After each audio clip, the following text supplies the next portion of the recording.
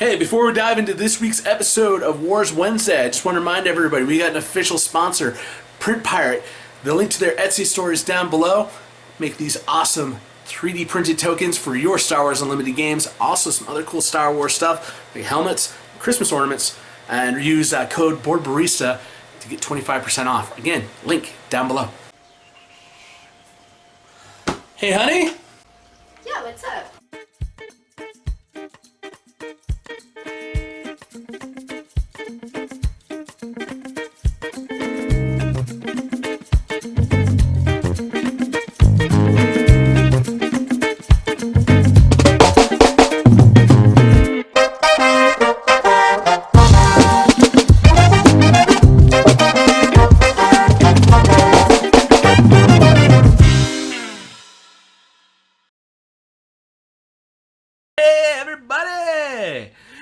Pointing at the playmat over here, of course. Just want to remind everybody before your board barista fan here drives into this week's Wars Wednesday.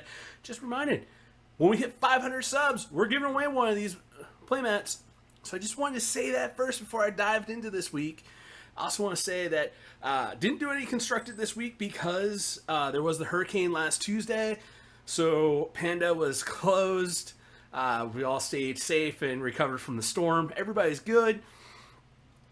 So no going to Panda, but I did go to Save Point. No, I didn't bring the camera like I talked about doing last time.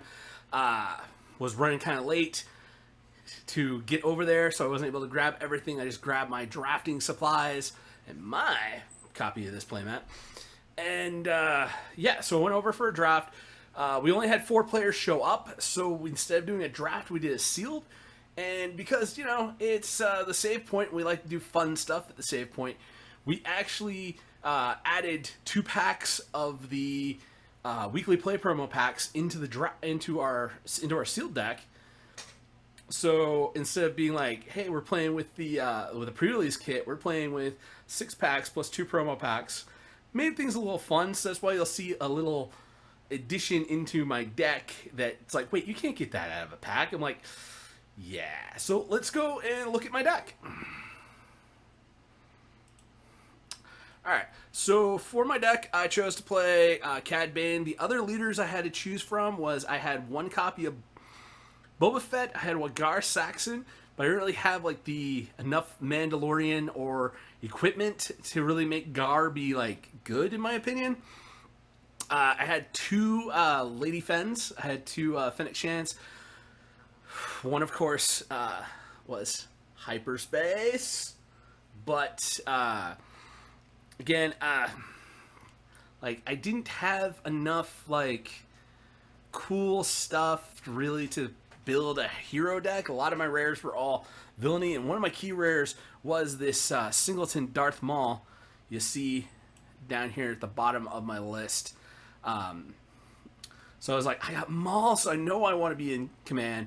I got Cad and I got Jabba. I was like, but all my stuff that like bounty hunters matter was really in my yellow cards, and I'm like, I got a lot of underworld units. Looking back on it, I might have actually been able to do, because I did have a Django, I did have a the bounty hunter Wookiee, I did have Carsanthium, I did have the 2 of those, not Boba Fett, Django Fett. Did have a few more there, but I just didn't really have a lot of like red units. So I'm like, I got a few cool stuff here, but I was looking at my pile and I definitely said, okay, green. I got all these underworld. I've got all these bounty hunters. My weekly play promo pack is why I've got the 2 copies of Relentless Pursuit. One of those was weekly play promo. Sadly, I didn't have my luck of like, hey, look, I opened a weekly play promo pack. Guess what? I've got like, you know, getting one of those in every single weekly play packs. This was actually the time I did not end up with opening 2 copies instead of just 1 because we had 2 packs. But was like, that's cool. Give it to shield, but he's got the capture, and I like straight up killing stuff that's got bounties on it. Granted, I did have some cool like I had some bounties in here. I had the bounty hunter synergy of cards, and I had the Underworld synergy, so I was just like, you know what, let's just play Underworld Bounty Hunters, and that's what I played. The only match I lost out of the 3, we did a round robin, so everybody played everybody. It was me versus the Cad Red player, and he actually was able to do some work on me. Nerdy Dan got the match 2-1. I got game 1. He got games 2 and 3. And yeah, the cool thing is how this deck kind of worked was I have so many cheap units that I can just go wide really fast.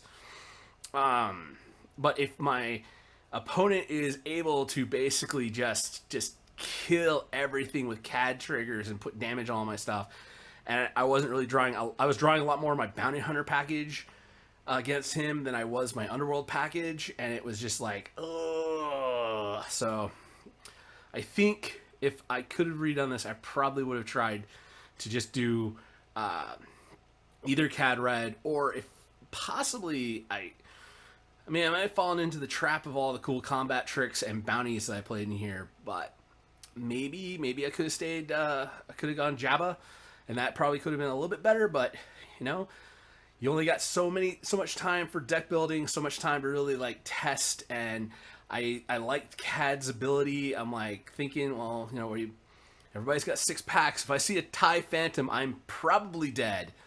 But had a lot of good space units, so I was like, I could easily trade up anything I want into TIE Phantom.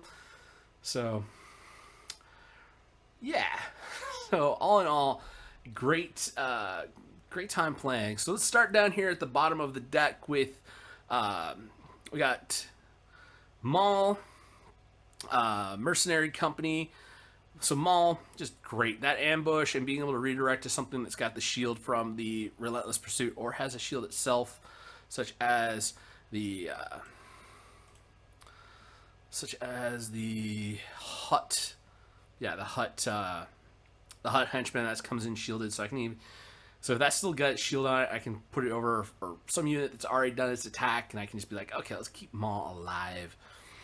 But no, yeah, I got the Mercenary Company, Resource Preferers, another Bounty Hunter to be able to use with my Toro, just being able to get him out, then play another Bounty Hunter and be able to bash face. Good plays. Slaver's Freighter, you know, its whole Meradia unit. If somebody was going for the upgrade package, I got a cat attacking my feet. Ghost? No. Yeah, no, it's, you know, we got the Discerning Veteran, good Bounty Hunter right there, able to trade off some units. Of course, you know, you want your Sentinel, your Black Sun Fighter. Oh, God. This guy is just wild as heck. I'm going to put him outside. All right, yeah, so yeah, Slaver is good if you're playing against somebody who's doing the Gar Saxon and somebody's looking for the upgrades. You can just untap, or if you know they're not playing the resources, it's a 5/4 space unit, decent. Starting Veteran, like I said, I love being able to capture, play that out, be able to capture a ground unit, and be like, oh nope, I can free up, save myself some damage. Doesn't even matter if it's bigger than the thing is, just being able to drop that down and take their big unit, so that way you aren't going to get hit for it. Is Bounty Hunter, so you can end up capturing 2 things, you know, with that Relentless Pursuit follow-up. Give them a shield to keep them alive a little longer. Yeah, Relentless Pursuit was just good to be like, okay, get my Bounty Hunter, get Bounty Hunter, get a shield on him. Cad Bane, you know, being the guy who flips on 6 resources, so he counts as a 6 drop, so you can pretty much in draft, you can capture with the Relentless Pursuit, he can just capture anything right off the bat as you need it. Toro, again, I got like 5 or 6 different Bounty Hunters in here, so chances are if I play him on turn 2, I'll be able to attack with him, play another Bounty Hunter, be able to attack again for 2 more. So that's good. Crosshairs was a nice signature, not a signature, but a nice piece of removal, just be able to put him out, pump him up a little bit and then shoot some stuff. I find he's a great card in limited. Just removal on a stick. Easily eats anything with 2. Was kind of putting him in case I played against any young Han decks, because a lot of their units are going to have like 1 or 2 hit points because they're playing stuff for cheap and really trying to get in there aggressively with them. So having that crosshairs be able to come out and on turn 4 and just kind of be like, no, snipe that, snipe something each turn. Forlome, again, Underworld and Bounty Hunter, so he's got both of the keywords that matter for Underworld Bounty Hunter deck. The ambush ability, just being able to use him is just a 4-cost removal spell most of the time. Sometimes, he goes out, he ambushes, he lives in limited, and you can just eat a small thing of theirs, a key small thing, keep him alive. I already talked about the Henchman being both an Underworld trigger for Cad as well as a damage sink with its shield for Maul. We got the Smuggler's Starfighter. Really nice is, if you control another Underworld unit, I've got lots of Underworld units, being able to shrink something down on its attack and shrink something else down, put that sucker out. After the turn after Maul comes out, so Maul can take less damage and get in there for more hits. Or just, I had my opponent actually played his Smuggler Starfighter on my Cad Bane, so he could just easily attack it with impunity and kill it. Reputable Hunter, an early game Bounty Hunter to turn on the rest of the other Bounty Hunter synergies. Sometimes a 2-drop, especially because in limited, a lot of people are going to be playing stuff with bounties on it. Just because it's like they're good cards in limited, and a lot of time you don't mind trading those off. You got the Wayward Starway. It's a smuggle card, so I like being able to have a lot of the cards I'm choosing to resource are going to be smuggle in drafts, so that way I'm not really giving up a card. Being able to have it be a 4/3 beat stick when you have the initiative is good. And sometimes it will just be a deterrent to make your opponent want to have the initiative, and not take all the plays they can think about taking, just because they want to prevent letting me be able to hit them for 4. So I want to be able to try to play around. They're trying to play around making this better, so it's good. Get the Incinerator Trooper, just a really good, too good to keep in the packs card. Being able to have that attack played on turn 2, and then be able to attack with it. It eats any of their, like, it's a turn 1 play of that, eats any turn 1 play that they play, and probably a turn 2 play that they play at the same time. But it can eat a lot of stuff in limited, especially if you can use it with the Surprise Strike here. Just be able to attack for 5 and kill just about anything early mid game, like first 5 turns. That thing should be able to go in, just clear, no problem. Stick around, be annoying, keep eating their small threats. Jetpack, just nice, good. I can ambush this out, give it something plus 2/+0, and if you and you're also able to give the shield token to it. Yeah, give a shield token to it for the turn, so I could, play this out, or I could smuggle it out and give something a shield, be able to attack with Maul, redirect that damage, pop that shield. Both of those things are still living. Another thing's going to hit a little harder. Yeah. You see what I'm going for. Bounty Guild Initiative, just because I had so many bounty hunters, plus I wanted to have a cheap way to be able to untap Turo. Just one play. If you control another bounty hunter unit, deal 2 damage to a ground unit. So not going to trigger Cad because it is an Underworld, but it does untap Turo. It does give me a bounty hunter for Relentless Pursuit. If I want to take one of their small early things, chances are this is too much stuff in the game. You don't want to waste a Relentless Pursuit early on taking a 1-drop, but now just being able to play that and already have the bounty hunter get some free ping damage and you can choose where it's going to go. So if you're already playing, and it's cheap, it's a 1-drop. So if you play this plus another Underworld unit in the same play, you're able to trigger Cad, either dealing 1 or possibly doing 2 if you've already flipped Cad. Then you can follow up with 2 more damage to the specific ground, to a specific ground unit. Clear that off and free the way. Salacious B. Crumb is in here just because he is annoying, being able to deal 1 damage to a ground unit and then bounce him back to your hand. So if they've gone and pinged something really bad with Cad, you can just bounce Salacious back to your hand, kill off that thing, drop him back down to heal 1 point of damage. He is going to encourage your opponent to be like, I've got to kill that. So it does dissuade them from attacking your base. So he's actually healing you 1 point, but he's actually soaking up at least, you play him, he's going to heal you 1. He's going to soak up at least 3 points of damage. So he's actually, that's a heal 4, effectively. Bounty Hunter's Quarry, just really good way to just be able to throw that bounty out on something, especially early game if they've got some stuff that you're able to just, attack with whatever you got on the board already, or the McClunky I have in here, playing that to kill something off and get a free extra unit onto the board is nice. The timely intervention, just put this in here as another smuggle card, and of course a way to give something ambush, just to be able to get in and attack. Collected Starhopper, again, another smuggle. And it's an Underworld unit for 2, so easy to get out there, easy to, especially, I'll usually smuggle this just so I can wait and play it out after I've got Bane flipped, so I know I have like a free Cad trigger to be able to do 2 damage, possibly 1 if I haven't gotten him flipped yet. It also gives me a little space unit to play in space. Gamorrean Retainer, wish I had a few more of these in the deck, just because that 2-drop, if you've got another green unit, usually every time I play this, I have that other green unit on the board to be able to give this Sentinel a little speed bump, just to make my opponent not attack my base, keep me alive a little bit.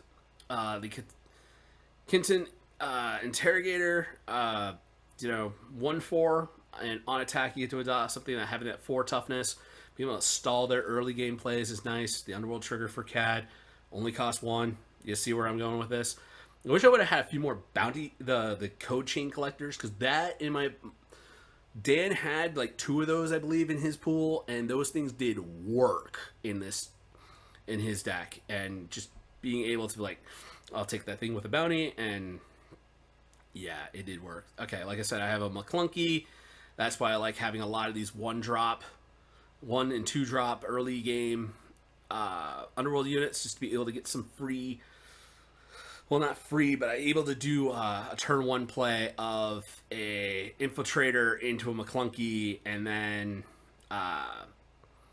be able to reset my board by putting either the Infiltrator or the Salacious B. Crumb back onto the table. Swoop down. It's cute. It's cool. It's a nice little thing of like, okay, I got a space unit. I'm probably going to be able to attack into their ground unit, no problem with these, giving my space unit +2/+0 and the ground unit -2/-0. Definitely a nice, good combat trick removal spell. Cloud Rider, of course, it's a beat stick.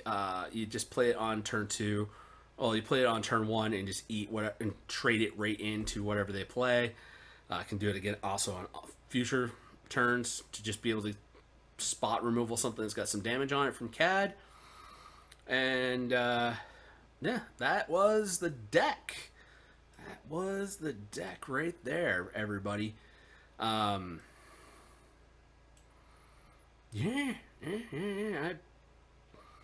I had fun playing it. One of the tactical maneuvers I was doing was always letting my opponent go first, because of having Cad's trigger does nothing when you play a turn 1 play. If you play a turn 1 Underworld unit and they have no units to damage, you're wasting your Cad, so you never want to go first with this deck.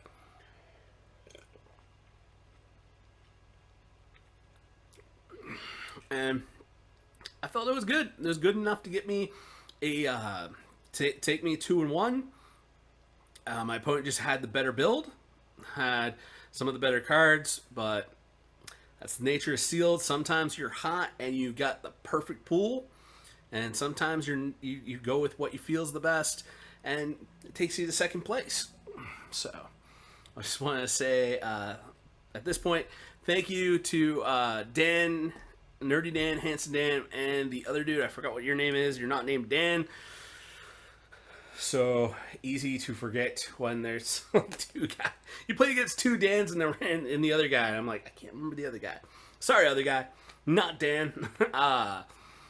Also want to say thanks to Chris for staying late at Save Point. We did end up taking a while to get done because we waited around almost until 7 o'clock to start, see if anybody else was going to show up because we didn't really want to draft with just 4 players. But sealed with 4 players was fun.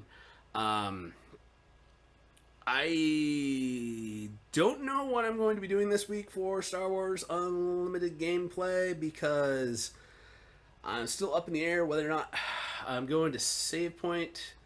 Well, while you're watching this, I'm up in the air on whether or not I'm going out to Panda today as you're watching this on Wednesday. Probably going to go. Don't know. I got a bunch of stuff I got to do around the house.